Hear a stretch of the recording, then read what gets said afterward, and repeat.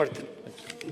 ಸನ್ಮಾನ್ಯ ಸಭಾಧ್ಯಕ್ಷರೇ, ಇವತ್ತು ಇಡೀ ದೇಶದಲ್ಲಿ ಬಹಳ ಚರ್ಚಿತವಾದಂಥ ಧರ್ಮಸ್ಥಳದ ವಿಚಾರವಾಗಿ ಅಶೋಕ್, ಒಂದು 5 ನಿಮಿಷ ಮಾತಾಡ್ತೀನಿ. ಕೂತ್ಕೊಳ್ಳಿ, ಸೀಟ್ ಅಷ್ಟು ಕಾಲಿದೆ ಪಕ್ಕದಲ್ಲಿ, ಅಲ್ಲಿಂದ ಅಧ್ಯಕ್ಷ, ಇವತ್ತು ನಾವು SIT ನಾವು ಯಾರು ವಿರೋಧ ಮಾಡಿಲ್ಲ.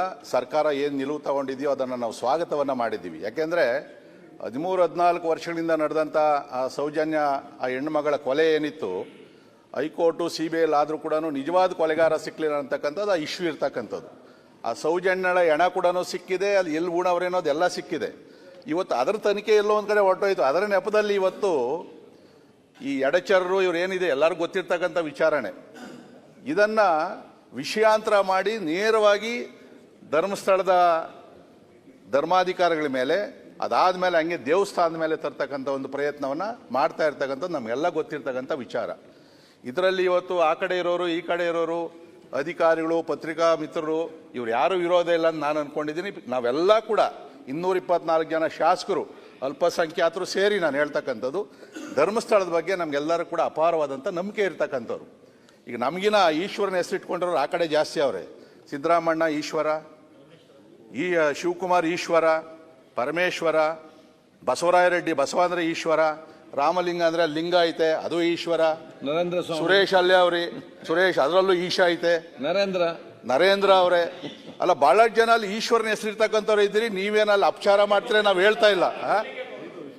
ಶಿವಲಿಂಗೇಗೌಡ ಅಲ್ಲ, ನಾನು ಹೇಳ್ತಾ ಇರ್ತಕ್ಕಂಥದ್ದು ಈಶ್ವರ ಧರ್ಮಸ್ಥಳದ ಹೆಂಗೆ ಅಂತಂದ್ರೆ ಯಾವ ದೇವ್ರ ಮೇಲೆ ಬೇಕಾದ್ರೂ ಪ್ರಮಾಣ ಮಾಡ್ತಾರೆ. ಆ ವಿಶ್ವನಾಥ ನಮ್ಮ ಅಪ್ಪ ಧರ್ಮಸ್ಥಳದ್ದು ಇದರಲ್ಲಿ ಹುಟ್ಟಿದ್ದು ಅಂತೇಳಿ ನನಗೆ ವಿಶ್ವನಾಥ ಅಂತ ಇಟ್ಟಿರೋದು ನನಗೆ. ಅಧ್ಯಕ್ಷರೇ, ಯಾವ ದೇವ್ರ ಮೇಲೆ ಬೇಕಾದರೂ ನಾವು ಎಲೆಕ್ಷನ್ ನೋಡ್ತೀವಲ್ಲ ಪ್ರಮಾಣ ಮಾಡ್ತಾರೆ ಜನ, ಮಂಜುನಾಥ ಸ್ವಾಮಿ ಮೇಲೆ ಮಾಡಲ್ಲ. ಯಾಕಂದರೆ ಅಷ್ಟೊಂದು ಶಕ್ತಿಶಾಲಿ ಪ್ರಭಾವಿ ಇರ್ತಕ್ಕಂಥ ದೇವಸ್ಥಾನ ಅದು. ನಮ್ಗೆ ಹೇಳ್ತಾ ಇದ್ರು, ಸಣ್ಣ ಏನಾರ ಹೋದಾಗ ನೇತ್ರಾವತಿ ನದಿಯಲ್ಲಿ ಕಲ್ಲೇನ ತಗೊಂಬಂದರೆ ಬಸ್ಸೇ ನಿಂತು ಹೋಗ್ತದೆ.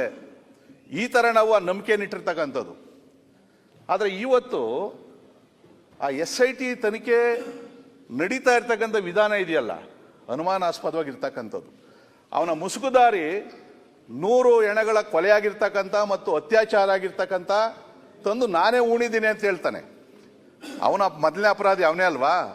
ಕೊಲೆ ಮಾಡಿರೋದು ಅವ್ನು ಗೊತ್ತಿದ್ರೆ, ಅತ್ಯಾಚಾರ ಆಗಿದ್ರೆ ಗೊತ್ತಿದ್ರೆ ಆವತ್ತೇ ಪೊಲೀಸ್ ಹೇಳಬೇಕಾಗಿತ್ತು, ಆವತ್ತೇ ವಿಚಾರ ತಿಳಿಸ್ಬೇಕಾಗಿತ್ತು. 100 ಹೆಣಗಳನ್ನು ಕೊಲೆ ಮಾಡಿರೋದು 100 ಅಂತಂದರೆ ಅವನಿಗೆ ಜೀವಾವಧಿ ಎಲ್ಲ ಗಲ್ಗಾಕ್ಬೇಕಾಗ್ತದೆ ಅವನಿಗೆ. ಅದನ್ನು ನಾವು ಹೆಣ ಊರಿರೋದು ನೋಡಿದ್ದೀವಿ ಅಂತ ಹೇಳ್ತಾರಲ್ಲ ಕೆಲವು ಸಾಕ್ಷಿದಾರರು, ಅವ್ರದ್ದು ತಪ್ಪಲ್ವಾ? ಕೊಲೆ ಮಾಡಿದವನು ಎಷ್ಟು ತಪ್ಪೋ, ಕೊಲೆ ನೋಡ್ದಂಥವನು ಅದನ್ನು ಹೇಳ್ದೆ ಇರ್ತಕ್ಕಂಥವನು ಕೂಡ ಅಷ್ಟೇ ತಪ್ಪಾಗ್ತದೆ. ಅದನ್ನು ಕೂಡ ತನಿಖೆ ಮಾಡಬೇಕಾಗ್ತದೆ. ಸನ್ಮಾನ್ಯ ಸಭಾಧ್ಯಕ್ಷರೇ, ನಾನು ಕಳೆದ ವಾರ ಒಂದು ಮೀಡಿಯಾದಲ್ಲಿ ಒಂದು ಸ್ಟೇಟ್ಮೆಂಟ್ ಕೊಟ್ಟೆ ನಾನು. ಯಾಕಂತಂದರೆ ನಾವು ಭಕ್ತರಾಗಿ ನಮ್ಮ ಭಯ ಇದ್ದಿದ್ದೇನು ಅಂದರೆ ಯೂಟ್ಯೂಬರ್ಗಳರದೆ ಎಲ್ಲಿ ಸೌಜನ್ಯ ಬಗ್ಗೆ ಮಾತಾಡಿದ್ರೆ ಹೆಣ್ಣು ಮಗಳು ಅತ್ಯಾಚಾರ ಆಗಿದ್ರು ಕೂಡ ಇವ್ನು ಮಾತಾಡ್ತಾ ಇಲ್ಲ, ಇವ್ರ ಮನೇಲಿ ಹೆಣ್ಮಕ್ಳಿಲ್ಲ, ಈ ಥರ ಎಲ್ಲರ ಮೇಲೂ ಯೂಟ್ಯೂಬ್ಗಳು ಭಾಳ ಒಂದು 5 ನಿಮಿಷದಲ್ಲಿ 100 ಬರ್ತವೆ ಕಾಮೆಂಟ್ಗಳು. ಇದಕ್ಕೆ ಒಂದು ಸ್ವಲ್ಪ ಎಲ್ಲ ಎದುರ್ಕೊಂಡು ನಾವು ಯಾರೂ ಮಾತಾಡ್ತಾ ಇರಲಿಲ್ಲ. ಆದರೆ ಮೊನ್ನೆ ಸಹಿಸೋಕ್ಕಾಗ್ದೇ ನಾನೊಂದು ಹೇಳಿಕೆಯನ್ನು ಕೊಟ್ಟೆ, ಈ ಥರ ಸೌಜನ್ಯ ಕೇಸ್ ಏನಿದೆಯೋ ಅದರ ಬಗ್ಗೆ ನಮ್ಮದೇನು ಅಭ್ಯಂತರ ಇಲ್ಲ, ತನಿಖೆಯನ್ನು ಮಾಡಲಿ. ಆದರೆ ಇದರ ನೆಪದಲ್ಲಿ ಧರ್ಮಾಧಿಕಾರಿಗಳ ಬಗ್ಗೆ ಮಾತಾಡಿದ್ದಾರೆ ಅದೇ ಯೂಟ್ಯೂಬರ್ಸು. ಈಗ ಯಾರು ಹೋರಾಟಗಾರರಿದ್ದಾರೆ, ಒಬ್ಬ ಹೇಳ್ತಾನೆ ಆ ಮಂಜುನಾಥ ಸ್ವಾಮಿ ಆ ದೇವರು ವೇಸ್ಟು, ನಾವು ನಂಬೋದಿಲ್ಲ ಅಂತ ಹೇಳ್ತಾನೆ, ವಿಭೂತಿ ಇಟ್ಕೊಂತಾನೆ, ಕೇಸರಿ ಶಾಲ್ ಹಾಕ್ಕೊಂತಾನೆ. ಇದರ ನೆಪದಲ್ಲಿ ನೇರವಾಗಿ ಅವ್ರ ಗುರಿ ಇದ್ದಿದ್ದೆಲ್ಲಿ ಅಂತಂದರೆ ಧರ್ಮಸ್ಥಳಕ್ಕೆ ಅಪಚಾರ ಮಾಡಬೇಕು. ಮಂಜುನಾಥ ಸ್ವಾಮಿ ಹೋಗಿ ಕೊಲೆ ಮಾಡಿದ್ರಾ? ಅವರೇನಾದರೂ ಮಾಡಿದ್ರಾ? ಇಲ್ಲ ಆಡಳಿತ ಇದ್ರೆ ಮಾಡಲಿ, ಅವ್ರು ಯಾರ ಮೇಲೆ ಅವ್ರದ್ದು ಅಪಾದನೆ ಇದೆಯೋ ಅದನ್ನು ತನಿಖೆ ಮಾಡಲಿ, ನಮ್ದೇನು ಅಭ್ಯಂತರ ಇಲ್ಲ.